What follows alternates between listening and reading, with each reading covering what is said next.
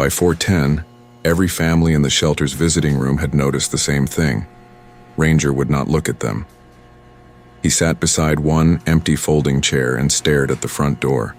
An old brown felt hat rested on the seat.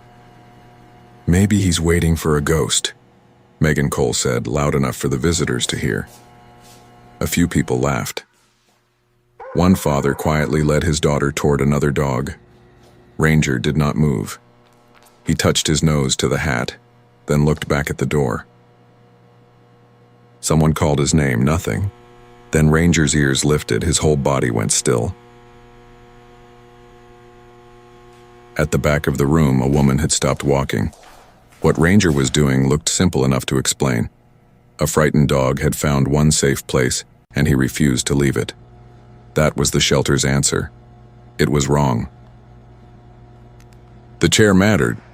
The old hat mattered even more. And the reason Ranger kept checking that door at the same time each afternoon had nothing to do with fear. The staff would eventually learn who had once sat in that chair, why Ranger had been separated from him, and why waiting there was the only thing Ranger still knew how to do.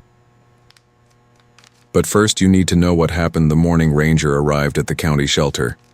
3 months earlier, Ranger arrived at the county shelter in the back of a sheriff's animal control van. The deputy who brought him in said he had been found alone near the employee parking lot behind the county courthouse. No collar, no tags, no microchip that anyone could detect. Just a black, rough-coated dog with gray around his muzzle and dried mud on all 4 legs. "He didn't run from me," the deputy told Megan Cole. "He just kept looking at the building." Megan crouched beside Ranger and held out a piece of chicken. Ranger smelled it, then looked past her toward the lobby door. "How old?" 7, maybe 8. Megan wrote 8 on the intake sheet. The shelter was already almost full that Tuesday morning. Kennel doors slammed in the back hallway. A beagle barked every time the phone rang. Ranger stood in the middle of it without pulling at the leash. Tyler Brooks glanced over. "Another stray?" "Courthouse pickup," Megan said. "Friendly?" Megan touched Ranger's shoulder. He let her. "Friendly enough." Tyler looked at the gray on Ranger's face. "Old enough to be somebody's problem." Megan gave him a look, but Tyler had already turned away. For the first hour, Ranger did almost nothing. He drank half a bowl of water. He ignored breakfast. He did not bark at the dogs beside him. When Megan opened the kennel, he followed her down the hall with the careful pace of a dog that seemed to know he should stay close. She took him into the visiting room. There were plastic toys in a basket, 2 blue benches, and a stack of folding chairs left from the weekend adoption event. Ranger walked past all of it. Then he stopped. One chair had been left open beside the far wall. On its seat sat a brown felt hat from the shelter's lost and found box. Someone had picked it up months earlier after a community event and never claimed it. Ranger moved toward the chair. He smelled the seat, then the hat. Megan tugged the leash lightly. "Come on, buddy." Ranger did not move. He sat beside the chair and looked at the door. He stayed like that until Megan stopped tugging. He was waiting. Megan did not know that yet. By noon, 3 people had tried to move him. June Holloway, a silver-haired volunteer, rolled a tennis ball across the floor. "Look what I found for you." Ranger watched it. He did not chase it.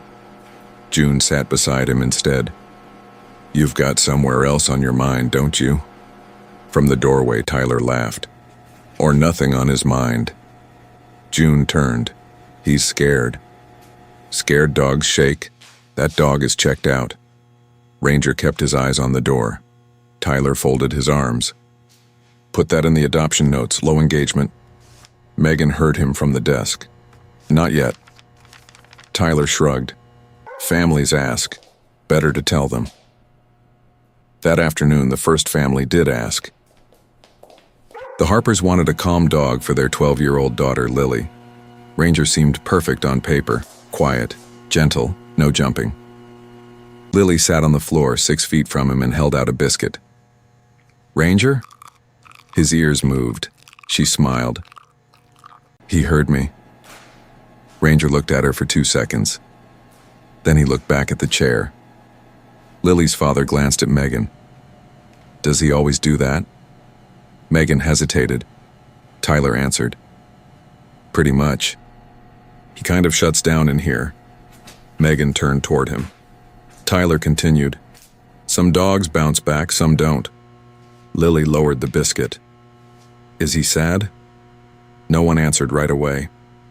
Ranger had not eaten since morning. He sat with one paw touching the chair leg, his ears angled toward every sound from the lobby. He stayed there while the family whispered near the door. He was not giving up. He was listening for someone. Lily stood and walked closer. I still want to try. Megan clipped a leash to Ranger's collar and handed it to her. Take him into the hall, nice and easy. Lily gave the leash a gentle pull. Ranger followed her 3 steps. 4, 5. Then a door opened near the lobby. Ranger spun around. The leash slipped through Lily's hand. He ran back into the visiting room and stopped beside the same chair. His nose touched the brown hat. Tyler exhaled. That's what I mean. Lily's father picked up the leash. I think we should meet the spaniel. Megan opened her mouth, but he had already turned toward the hall. By closing time, the Harpers had signed adoption papers for another dog, and Ranger's intake sheet had a new note in Tyler's handwriting. Difficult to redirect. The note on Ranger's intake sheet changed what happened next. By Wednesday morning, every volunteer who opened his file saw the same phrase. Difficult to redirect. Megan hated that. She stood outside Ranger's kennel with a paper cup of coffee and watched him ignore breakfast for the 2nd morning in a row. He's not aggressive, she said. Tyler was filling water bowls beside her. I didn't say aggressive. You know what people hear when they read that. They hear the truth. Megan looked through the bars. Ranger was standing with his head turned toward the hallway. Then let's figure out what the truth actually is. That afternoon, Megan moved the folding chair. She carried it into a quieter room near the laundry area. She left the brown hat on the seat exactly as it had been. Then she brought Ranger in. He found the chair in less than 5 seconds. Megan checked the clock. 4:11. The next day she tried the opposite.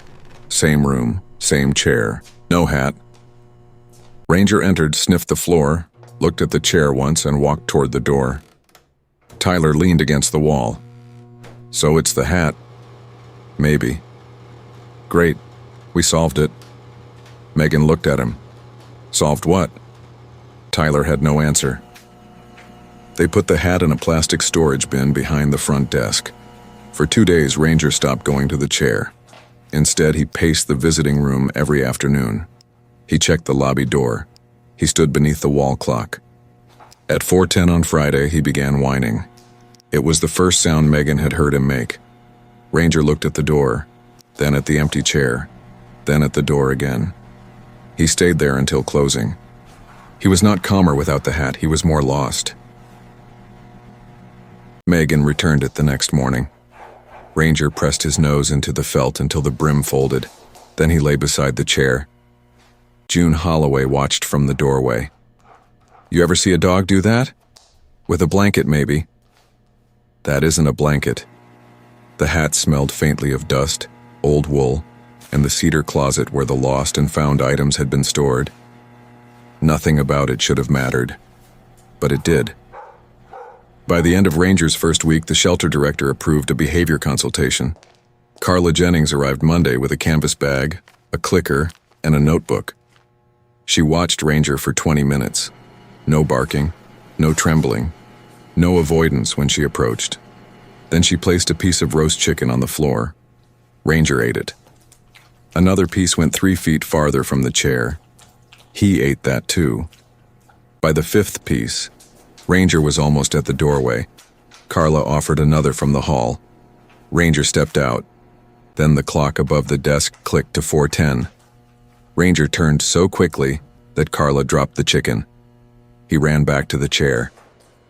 Carla watched him settle beside the hat. What happens at this time? Megan shook her head. Nothing.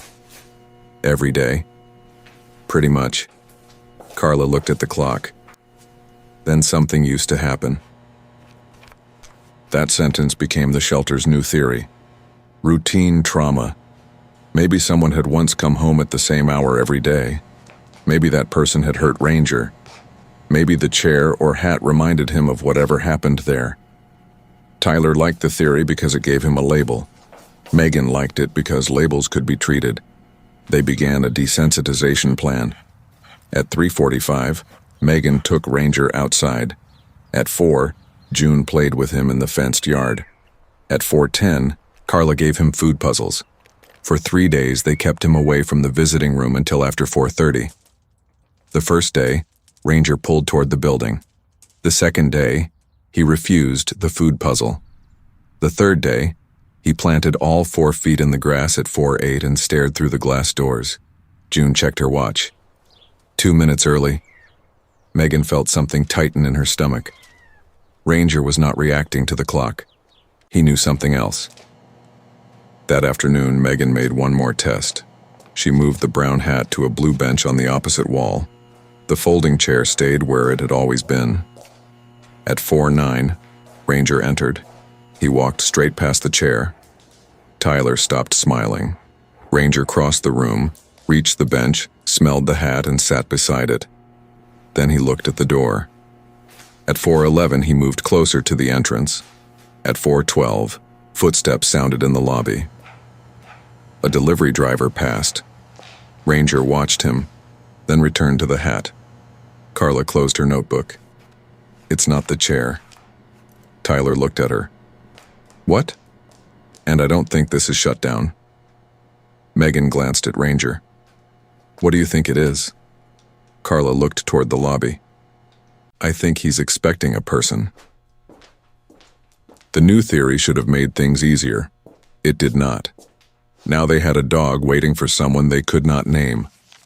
The pickup report listed only the courthouse parking lot. No witness, no owner, no collar, no chip. Megan called animal control. No matching missing dog report. She checked lost pet forms from the previous 6 months. Nothing. June posted Ranger's photograph at the feed store and grocery entrance. Nothing. 3 more families met him. 2 left after Tyler explained his behavior. The third stayed almost an hour. A retired teacher named Nancy Wells sat beside Ranger and read a paperback while he watched the door. Nancy even filled out half the application. Then 4:10 came. Ranger stood, pressed his nose to the hat, and stared into the hallway. Nancy stopped writing. He already belongs to somebody, doesn't he? Megan could not answer. Nancy set down the pen. I'm not sure I'd be taking him home. I think I'd be taking him away. She left the application unfinished. By the end of the second week, Ranger had become the dog everyone recognized and nobody chose. Then Megan reread the pickup report and found one detail nobody had noticed. The deputy had written the exact place Ranger was found. Not just the courthouse, the West employee entrance, beside a reserved parking space with one name painted on the curb. The name, painted on the curb, was Howard Pike. Megan read it twice. She called the courthouse before she could talk herself out of it. I'm calling from the county animal shelter, she said. Do you have an employee named Howard Pike? The woman on the phone paused. We did. Megan straightened. Did? He hasn't been here for a while. Do you know if he had a black dog? Medium large? Gray around the muzzle? I don't. Hold on. After 2 transfers, a clerk named Evelyn Hart answered. Howard Pike, Evelyn said. Yes, I know him. Megan gripped the phone tighter. Did he own a dog? I've seen him with one. What was the dog's name? I couldn't tell you. Was it Ranger? I don't know. Megan looked through the glass toward the visiting room. When was Howard's last day at work? I'd have to check. Can you? Evelyn sighed softly. I'll call you tomorrow. At 4:06, Ranger stood beside the brown hat. At 4:08, he walked to the visiting room door. Megan sat on the floor behind him. "Howard?" Ranger's ears moved. She froze. "Howard?" He turned toward her, then back to the door. June Holloway covered her mouth. Tyler whispered, "Say it again." Megan did. Ranger went completely still. His tail did not wag. He did not bark. He simply stared at the entrance as if the name had made something outside the room suddenly possible. He stayed that way until closing. It was not proof, but it was the first thing that felt close. The next morning, Evelyn did not call. By 3:40, Tyler walked into the office carrying Ranger's occupancy report. "You need to see this." The shelter had reached capacity. 2 seized dogs were arriving that evening. 3 more were expected before the weekend. Ranger had been there 16 days. The partner shelter 48 miles north had an open run and a transport leaving Friday morning. Megan found Ranger's name. Transfer candidate. Friday, 7:30. She took the sheet to the director. "Give me more time." "You have until Friday." "I have a lead." "You have a name on a parking space." "I have a dog reacting to that name." The director closed a cardboard box. "We move dogs every week." "Not this one." "Why?" Megan opened her mouth. Nothing she had sounded strong enough. Finally, she said, "Because I think he's waiting for somebody." The director's face softened. "Then find that somebody before Friday." That afternoon, Megan drove to the courthouse. Howard Pike's space sat under a sycamore tree near the west employee entrance. No car. She found Evelyn behind a records counter. "I checked," Evelyn said. Megan waited. "Howard's last day here was the same day your deputy picked up the dog." Megan opened Ranger's intake record. "May 12th? Evelyn nodded. "What happened?" "He left in an ambulance." Megan stared at her. "From here?" "He collapsed near the west entrance." "Near his parking space?" "Yes." "Was the dog with him?" "I wasn't outside." "Where did Howard go?" "Hospital first." "And after that?" Evelyn shook her head. "He never came back to work." Then she opened a thin incident folder. "There is one more thing." A security report was clipped inside. The emergency call had been logged at 4:07 that afternoon. Paramedics reached the west entrance minutes later. Megan looked at the time again. 4:07. Ranger usually started moving toward the shelter door at 4:06 or 4:08. She felt the skin rise along her arms. "What time did the ambulance leave?" Evelyn followed the line with her finger. 4:18. The pieces shifted. Ranger had not simply wandered to the courthouse. He had been there when something happened. For 16 days, he had gone to the shelter door at almost the same time each afternoon. Maybe 4:10 was not when Howard used to come home. Maybe it was the last time Ranger had seen him. Megan showed Evelyn a picture of the brown hat. Evelyn leaned closer. Her expression changed. "What?" "I've seen that hat." "On Howard?" "I think so. Brown felt, bent brim." "Do you have a photograph?" "Not with me." "Staff picnic, newsletter, anything." Evelyn glanced toward the archive room. "There might be something." "Can you look?" "I'll try." "Today?" Evelyn gave her a tired look. "I said I'll try." Megan returned to the shelter after 5. Ranger was still in the visiting room. June sat nearby with a crossword puzzle untouched in her lap. "He waited at the door from 4:08 until 4:30, she said. Megan crouched beside him. She wanted to tell him the ambulance explained the parking lot. She wanted to tell him Howard had a name now. Instead, she scratched behind his ear. Ranger leaned into her hand for 3 seconds. Then he stood and looked toward the door. He was still hoping. And Megan was running out of time. Thursday passed without a photograph. At 4:50, the director put the transfer paperwork on Megan's desk. Transport confirmed. Friday morning, 7:30. She called Evelyn. Voicemail. At 6:40, Tyler carried Ranger's travel crate into the visiting room and set it against the wall. Ranger looked at the crate, then at Megan, then at the hat. Tyler did not joke this time. "What do you want me to do with that?" He meant the brown felt hat. It was still listed as lost and found property. It could not travel with Ranger. Megan picked it up. Ranger rose immediately. His eyes stayed on her hands. For the first time since he arrived, Megan had to take the thing he had been waiting beside and walk away with it. And at 7:30 the next morning, they were supposed to take him too. At 7:12 Friday morning, Tyler rolled Ranger's travel crate toward the front door. Megan was behind the desk signing the transfer sheet when someone knocked on the locked glass. It was Evelyn Hart. She was holding a manila envelope against her coat. Megan dropped the pen. "Please tell me you found something." Evelyn stepped inside. "I found Howard." Not Howard himself. A photograph. Evelyn slid it from the envelope and laid it on the desk. It had been taken at a courthouse picnic 4 years earlier. Howard Pike sat in a folding chair beneath the sycamore tree by the west entrance. He wore work boots and a brown felt hat. At his feet lay Ranger. Tyler leaned over Megan's shoulder. "That's him." Evelyn tapped the bottom corner of the photograph. Someone had written 2 names in blue ink. Howard and Ranger. Megan stared at the handwriting. For 16 days, Ranger's name had been sitting in an archive box less than 2 miles away. Evelyn pulled out a second page. "I talked to courthouse security last night. The guard on duty the day Howard collapsed remembered the dog. Howard had brought Ranger to work because plumbers were repairing a line at his house. Ranger spent the day near the west entrance. At 4:07, Howard walked toward his car.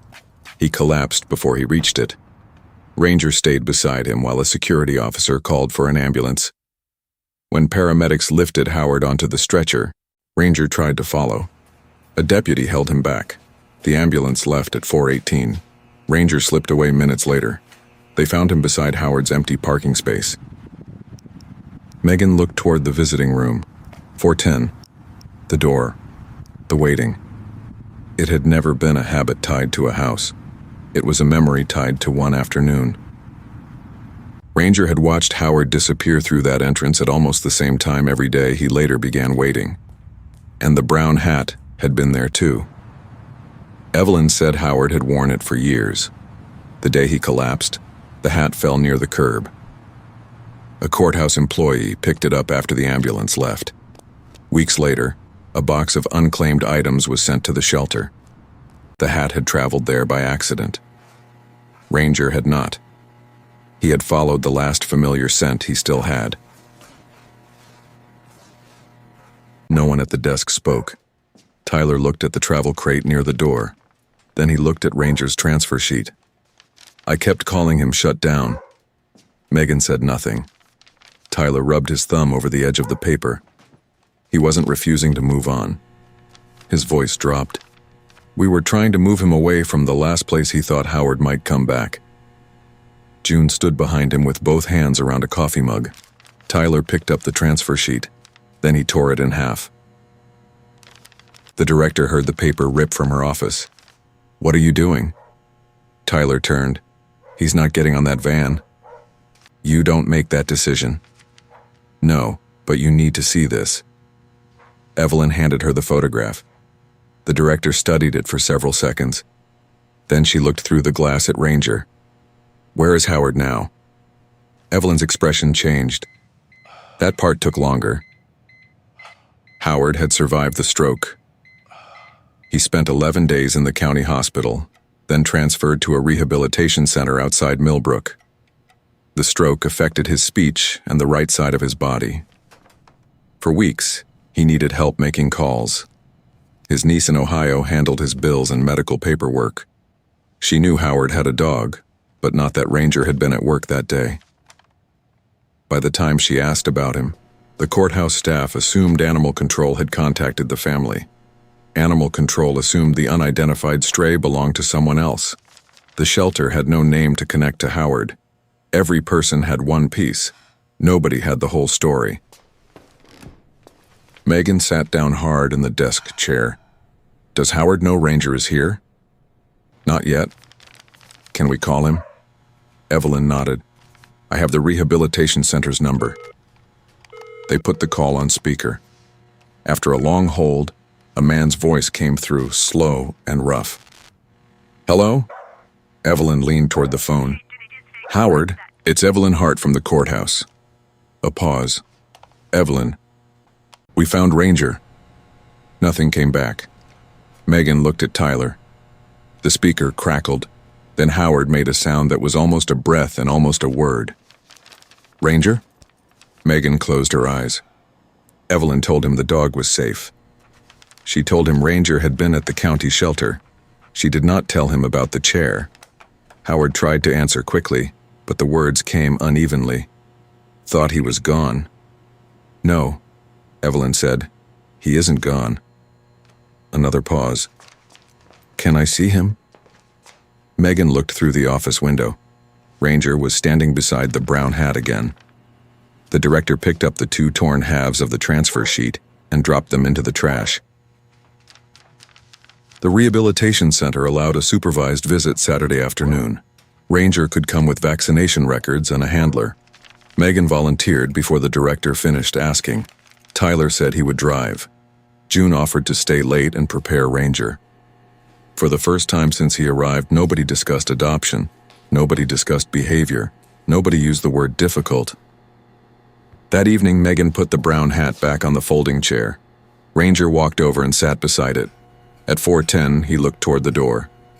Megan sat on the floor across from him. Tomorrow, she said. Ranger watched the entrance. He could not understand the word. He could not know that Howard was alive. And he could not know that, for the first time in nearly 3 months, the person he had been waiting for was now waiting too. Saturday afternoon, Ranger rode to the rehabilitation center in the back seat of Tyler's truck. Megan sat beside him with one hand resting near his collar. The brown felt hat lay on her lap.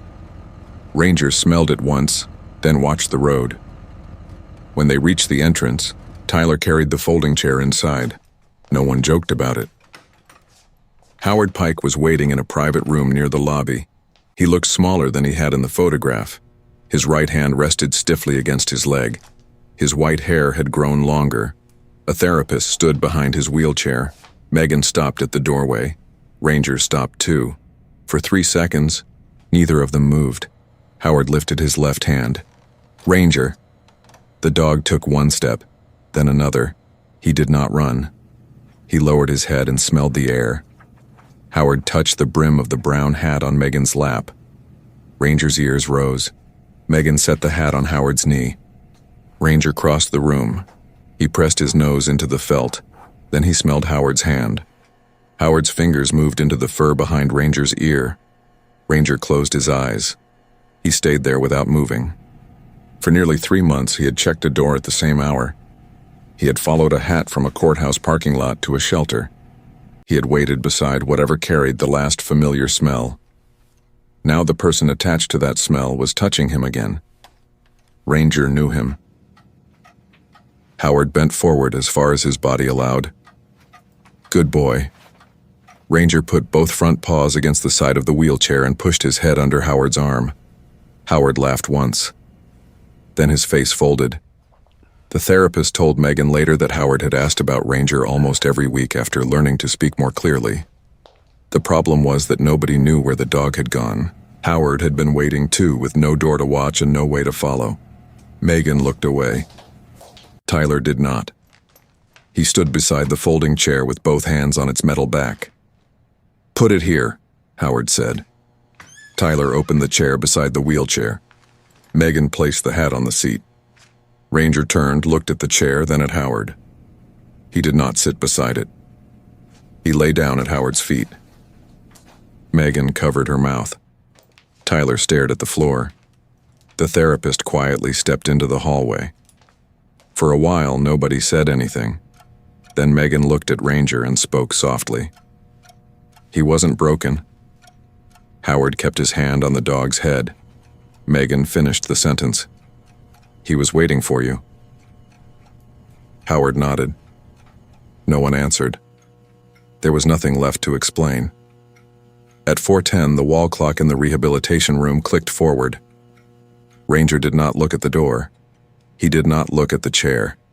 He stayed where he was, with Howard's hand resting between his ears.